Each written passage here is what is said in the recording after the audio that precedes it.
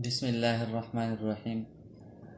فصل الاسم المعرب علی النوعین، اسم معرب کی یہ دو قسم پر ہے، منصرف اور غیر منصرف۔ منصرف وهو ما ليس فيه سببان او واحد يقوم مقامهما من الاسباب التسع۔ منصرف وہ ایسا اسم ہے جس میں 9 اسباب میں سے 2 سبب یا ایک سبب جو قائم مقام 2 کے ہونا پائے جائے، جیسے زید۔ وَيُسَمَّى اسم المتمکن، اس کو اسم متمکن کہتے ہیں۔ وَحُكْمُهُ أَن يَدْخُلَ الْحَرَكَاتُ الثَّلَاثَ مَعَ التَّنْوِينِ، اس کا حکم، اسم متمکن کا حکم یہ ہے کہ اس کے اوپر تینوں حرکات آ سکتے ہیں، تنوین بھی اس کے اوپر آ سکتے ہیں، جیسے جانی زید ورأیت زید ومررت بزید۔ تو یہ منصرف ہوا اس لیے کہ اس کے اندر 2 سبب یا ایک ہی سبب جو قائم مقام 2 کے ہوں نہیں پائے جاتے، تو اس منصرف ہوا۔ اور حکم اس کا کیا ہوا کہ اس کے پر یعنی تینوں حرکات ساتھ تنوین کے ساتھ تینوں حرکات آئیں گے، جیسے جانی زید ورأیت زید ومررت بزید۔ یہاں پر زید منصرف ہے، اس پر تینوں حرکات آئی ہیں۔ اور اس کی اسم مرب کی دوسری قسم غیر منصرف، وَهُوَ مَا فِيهِ سَبَبَانِ أَوْ وَاحِدٌ مِنْهَا يَقُومُ مَقَامَهُمَا۔ غیر منصرف وہ ہے جس میں 9 اسباب میں سے 2 سبب یا ایک سبب جو قائم مقام 2 کے ہو پائے جائے، یہ غیر منصرف ہے۔ اب جو 9 سبب ہم بتا رہے کہ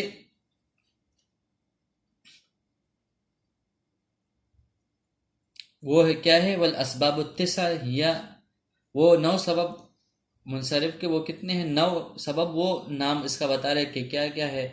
نمبر 1 عدل، وصف، تانیث، معرفہ،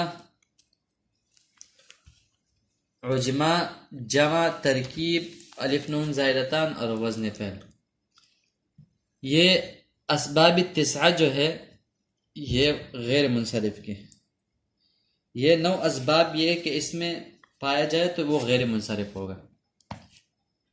وحکم اللہ يدخل الکسرۃ والتنوین ويكون في موضع الجر مفتوحا ابدا۔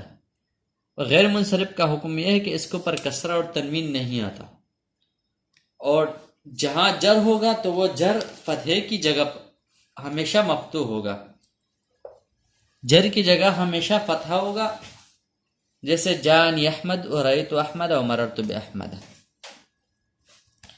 تو یہ غیر منصرف کی کیا ہوا، یہ تعریف ہے کہ اس کے اوپر یعنی جس میں 9 اسباب میں سے 2 سبب یا ایک سبب جو قائم مقام 2 کے ہوں نہ پایا جائے، غیر منصرف۔ اور حکم کیا ہے کہ اس پر کسرہ اور تنوین نہیں آئے گا، اور جر کی جگہ پر یہ ہمیشہ فتح والا ہوگا۔ اب آگے جا کے عدل کی تعریف کر رہے کہ عدل کیا ہے۔ وہ اما العدل، یعنی 9 اسباب میں سے سب سے پہلا سبب عدل، اس کی تعریف بتا رہا ہے کہ ہوا تغیر اللفظ من صیغته الاصلیۃ الى صیغۃ اخرى تحقیقا او تقدیرا، کہ عدل کے لفظ کا اپنے اصلی صیغے سے دوسری صیغے کی طرف جانا، بدل جانا، کہ لفظ کا اپنا صیغہ اصلی سے دوسرے صیغے کی طرف بدل جانا، یہ عدل ہے۔ اس کی یا وہ بدل جانا یا تحقیقاً ہوگا یا تقدیراً ہوگا۔ تحقیقی طور پر یا تقدیری طور پر، لیکن ولا یجتمع مع وزن الفعل اصلا، کہ عدل یہ وزن فعل کے ساتھ یہ جمع نہیں ہوگا۔ ویجتمع مع العلمیت، لیکن عدل جو ہے یہ ہمیشہ علمیت کے ساتھ جمع ہو سکے، یعنی علمیت کے ساتھ جمع ہو سکتا ہے لیکن فعل کے ساتھ، فعل کے وزن پر یہ جمع نہیں ہو سکتا، جیسے عمر اور ظفر، یہ دونوں کس کی عالمیت کی مثال ہے، اور ثلاثہ اور مثلث و خر و جمع یہ سارے جو نا وصف کی مثال ہے۔ بتا رہے کہ عدل تحقیقی جو یہاں پر بتا کہ وہ تغیر عدل یعنی تحقیقاً ہوگا یا تقدیراً، تو عدل تحقیقی یہ ہے کہ ایک لفظ میں غیر منصرف ہونے کے علاوہ کوئی قرینہ عدل کا پایا جائے، جیسے ثلاثہ، اس کا معنی ہے تین تین، معنی کا تکرار دلالت کرتا ہے کہ الفاظ میں بھی تکرار ہو، تو معلوم ہوا کہ یہ لفظ یہ ثلاثتن سے یہ لفظ ثلاثتن سے تبدیل ہو کر ثلاث بنا ہے، چونکہ بغیر کسی قانون کے یہ تبدیلی واقع ہوئی ہے، اس لیے اس میں ایک سبب عدل اور ایک سبب وصف کو مان کر غیر منصرف قرار دیا۔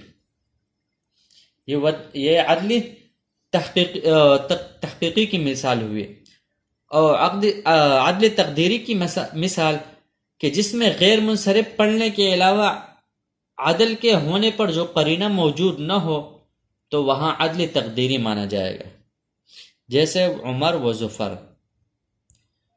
تو چونکہ عمر اور ظفر میں عالمیت کے علاوہ دوسرا سبب بظاہر نہیں آتا،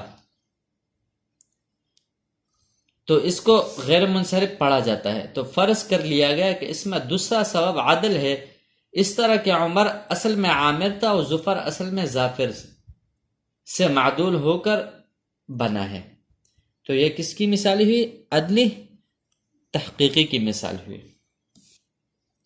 عدلی تقدیری کی مثال کہ وہاں پر کوئی قرینہ موجود ہو، جیسے ثلاث و مثلث، تو یہاں پر یہ ثلاث و ثلاثت جس طرح لفظ کے اندر تکرار ہے تو معنی کے اندر بھی تکرار، کہ ثلاثہ ثلاثت سے جو ہے نا معدول ہو کر آیا، اور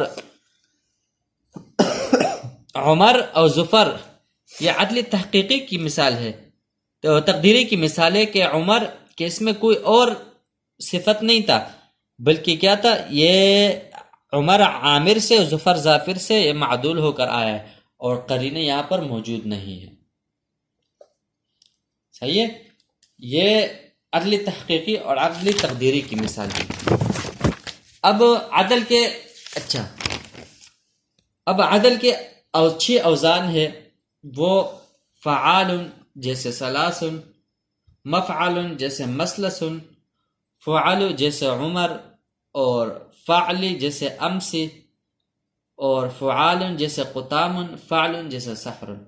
عدل کی یہ چھ اوزان اسم کے ساتھ خاص ہے، اس لیے عدل وزن فعل کے ساتھ یعنی جمع نہیں ہوتا، کیونکہ فعل ان اوزان میں سے کسی وزن پر نہیں آتا۔ یہ چھ اوزان کس کے ہوئے؟ یہ عدل کے۔ اب آکے اخر اور جمع، اس کے بارے میں بتا رہے کہ اس میں ایک سبب وصف اور دوسرا سبب عدل ہے، کیونکہ اخرا کی جمع ہے اور یہ اسم تفضیل مؤنث ہے۔ اسم تفضیل کا استعمال تین طریقوں سے ہوتا ہے، اضافت کے ساتھ، الف لام کے ساتھ، من کے ساتھ، جبکہ ان تین طریقوں میں سے کسی پر یہ استعمال نہیں ہوا ہے، تو معلوم ہوا کہ یہ اصل سے معدول ہو کر اس طرح اس کی عدل ہوئی ہے۔ جمعہ یہ بھی لفظ جمعہ کی، اور جمعہ یہ مؤنث ہے اجمعوں کی، اور قاعدہ ہے کہ فعلا جو افعلو کے مؤنث ہو اس کی جمع دو طرح سے آ سکتی ہے، اگر اسم صفت ہو تو اس کی جمع فعل آتی ہے، اور اسم ذات ہو تو اس کی جمع فعالہ یا فعلاوات کے وزن پر آتی ہے، جبکہ یہاں ان دونوں وزنوں میں سے کسی وزن پر نہیں ہے، تو معلوم ہوا کہ یہ اصل میں ان دونوں وزنوں میں سے کسی ایک وزن پر تھا، پھر معدول ہو کر جمع ہو گیا، تو معلوم ہوا کہ یہ سبب جو ہے نا اس میں سے ایک وصف اور دوسرا سبب عدل، یہ اخرو اور جمعوں کے اندر یہ پائے جاتے ہیں، لہذا یہ بھی غیر منصرف کا مثال ہوگی۔ اب کل سے انشاءاللہ ام الوصف سے فلا یجتمع مع العلمیت اصلا اس سے بحث کریں گے۔ والسلام۔